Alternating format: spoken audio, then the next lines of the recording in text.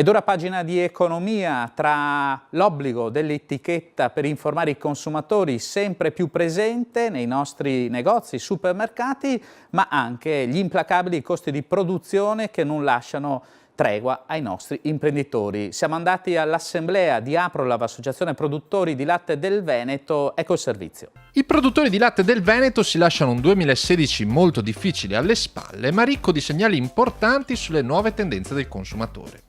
Tendenze che Aprolav, l'associazione regionale dei produttori, ha voluto affrontare in occasione dell'Assemblea Generale dei Delegati, analizzandole insieme ad autorevoli esponenti del settore e del mondo accademico.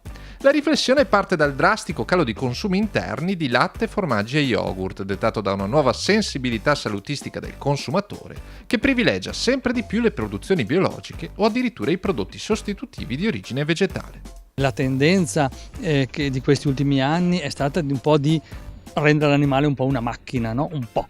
Quindi farlo produrre. Adesso dobbiamo forse un pochettino tornare indietro oppure andare avanti, però con dei criteri diversi. Quindi tema l'alimentazione, come li nutro, come li curo e anche come li seleziono gli animali. Tutto il benessere animale è un tema veramente importante. Poi uno può anche non diventare biologico, non è quello il problema, però comunque questa è la tendenza comunque sia delle istituzioni che del consumatore.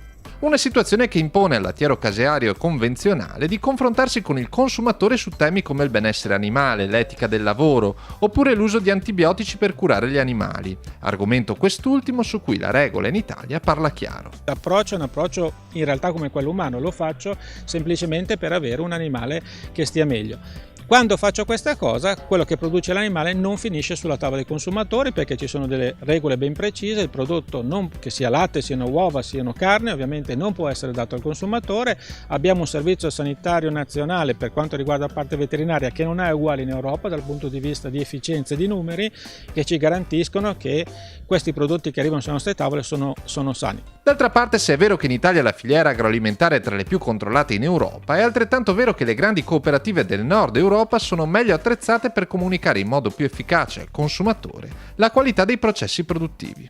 Queste grandi cooperative, come per esempio la cooperativa olandese Friesland Campina, stanno investendo tantissimo sul discorso della sostenibilità a 360 gradi. Hanno messo in piedi dei sistemi che possano valutare tantissimi aspetti della produzione, dall'allevamento alla trasformazione, per comunicare al consumatore tutto quello che di buono gli allevatori olandesi fanno. Probabilmente lo fanno anche i nostri allevatori italiani, però non hanno messo ancora in piedi un sistema per comunicarlo ai consumatori. A compensare le sofferenze del mercato interno sono comunque i grandi numeri dell'export dei formaggi made in Italy, che a fine 2016 ha superato le 388.000 tonnellate, più 8,6% rispetto al 2015, chiudendo la bilancia commerciale con un attivo di 867 milioni e un prezzo medio di vendita di 6 euro al chilogrammo. Perché i nostri formaggi stanno avendo ogni anno un consumo superiore all'estero?